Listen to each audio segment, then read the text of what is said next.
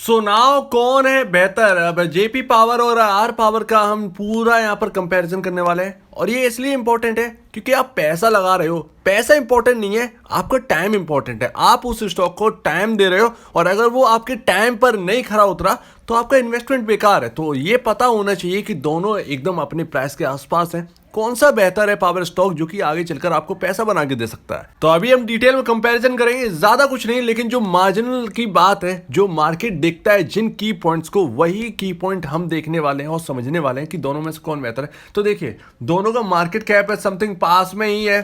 5 या जो 230 करोड़ के आसपास का आर पावर का मार्केट कैप है और जेपी पावर का मार्केट कैप 5 या 346 करोड़ का है। और प्राइस में बहुत बड़ा डिफरेंस है। 7.80 रुपीज का प्राइस आपका जेपी पावर का है और आर पावर का 15 रुपए 40 पैसे। और इन दोनों प्राइस में दोनों के मार्केट कैप लगभग लगभग आसपास है। तो इससे हमें पता चल जाता है कि आर पावर की इक्विटी जो शेयर्स हैं जो मार्केट में अवेलेबल है वो जेपी पावर से कम है। तो ये एक अच्छा बात है कि थोड़े से इक्विटी कम है आर पावर की। तो अभी देखिए, दोनों ही कंडीशन है एक ही, इसी एक बार में समझ में आ जाना है। ये चार्ट जो आप देख रहे हैं, ये ऊपर जेपी पावर का, ये आर पावर का है और ये आपका पी रेशियो ईपीएस का चार्ट है। कैंडल आपका अर्निंग पर शेयर है और ये जो लाइन है वो आपकी पी रेशियो है। और जेपी पावर और आर पावर में आपको क्या देखने को मिल रहा है?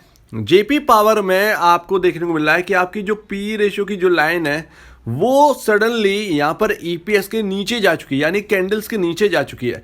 आर पावर में क्या है कि आपका पी रेशियो की जो लाइन है वो ऊपर जा चुकी है और कैंडल जो है ना वो ईपीएस की वो नीचे आ चुकी है। अर्निंग पर शेयर जो है वो यहां पर जेपी पावर है यहां पर पॉजिटिव में लाया है और आर पावर का अर्निंग पर शेयर उतना ही माइनस में गया। तो अभी आपका पी रेशियो नीचे है आपका जेपी पावर का अर्निंग पर शेयर से। इसका मतलब ये है कि वैल्यूएशन बहुत ही सस्ती है जेपी पावर की, लेकिन आर पावर का वहीं पर है आपका अर्निंग पर शेयर आपके पी रेशियो से काफी ज्यादा नीचे है।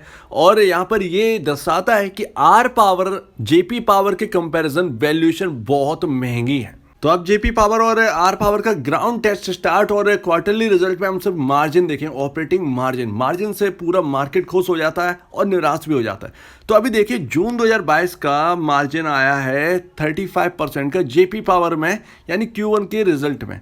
अगर हम ईयर ऑन ईयर देखेंगे तो जून 2021 में आप देखिए ऑपरेटिंग मार्जिन कितना था, 28%। तो 28% से बढ़कर यहाँ पर 35% पहुंच गया है। इसका मतलब ईयर ऑन ईयर बेसिस पर ऑपरेटिंग मार्जिन बहुत अच्छी तरह से बढ़े हैं। अब यहां पर क्वार्टरली देख लीजिए, मार्च 2022 में आपका 20% का मार्जिन था यानी Q4 में, और यहां पर जून यानी Q1 में आपका जो है मार्जिन निकल के आया 35% का। तो यहां पर क्वार्टर ऑन क्वार्टर तो और भी ज्यादा मार्जिनल में अच्छा खासा ग्रोथ करके दिखाया है जेपी पावर ने। वही अगर आप बात करोगे आर पावर की, तो आर पावर में मार्जिन है 38% और अगर आप ईयर ऑन ईयर देखोगे तो आपका मार्जिन था 45% जून 2021 में।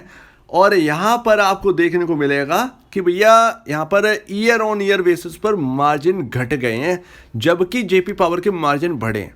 क्वार्टर ऑन क्वार्टर देख लीजिए तो क्वार्टर ऑन क्वार्टर में 10% से मार्जिन बढ़कर 38% पहुंच गए।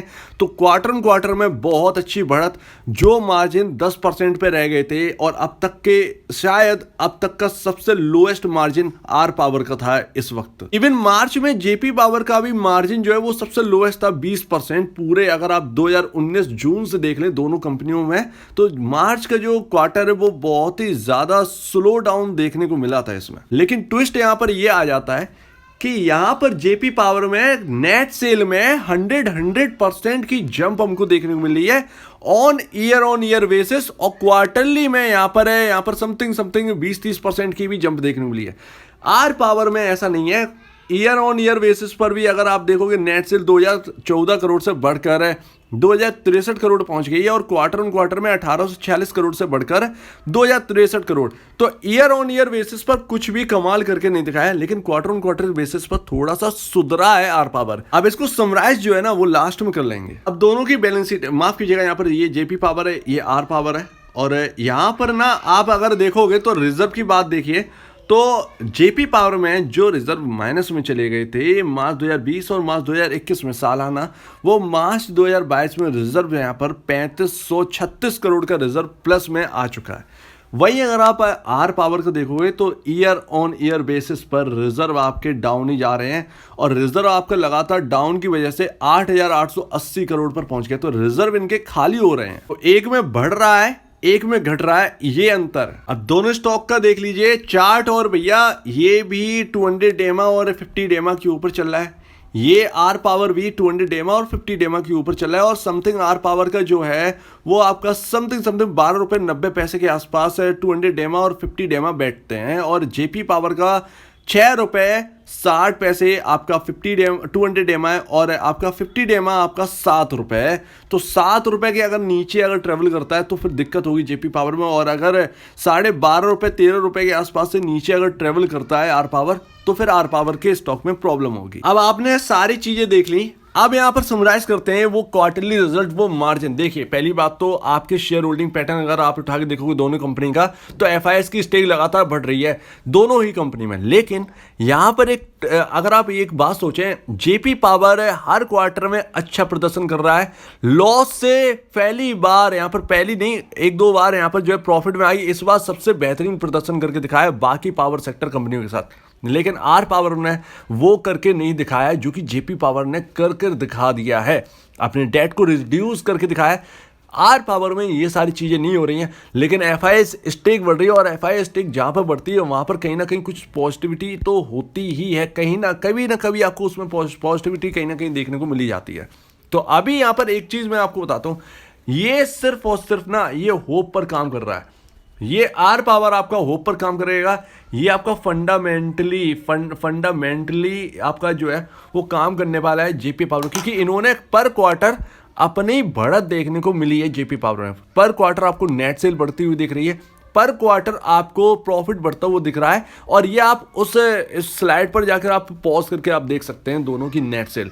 तो नेट सेल में इनके में कोई भी जंप देखने को नहीं मिला है, लेकिन आगे होप है कि ऐसा हो सकता है, ऐसा यहां पर देखने को मिल सकता है कि इस कंपनी में टर्न अराउंड हो। लेकिन इसके अंदर यहां पर टर्न अराउंड वाली चीज वाकई में देखने को मिल रही है। तो अभी इस वक्त फिलहाल में जो आपने Q1 देखा, इस हिसाब से तो हमें यही पता चलता है कि फंडामेंटली जेपी पावर मजबूत है रिलायंस पावर के कंपैरिजन, और आर पावर में होप काम करेगी। तो हमें होप की जगह हम फंडामेंटल क्यों ना ले लें। तो वही चीज है, जब इसके फंडामेंटल इसके कुछ टर्न अराउंड हमें आर पावर में देखने को मिलेगा तब हम अपनी जगह बनाने की सोचेंगे। लेकिन Q1 में ऐसा कुछ भी नहीं है जो कि आपको जगह बनाने के लिए कह रहा हो कि आर पावर भैया आ जाओ मेरे साथ। लेकिन जेपी पावर में एक वजह है, तो आपका चुनाव किसकी ओर है ये आपके ऊपर होगा। जौन सा बेहतर अब लगता हो आप वो लीजिए, अपनी रिसर्च कंप्लीट करिए, अपने एडवाइजर से भी बात करिए और अपने डिसीजन लीजिए।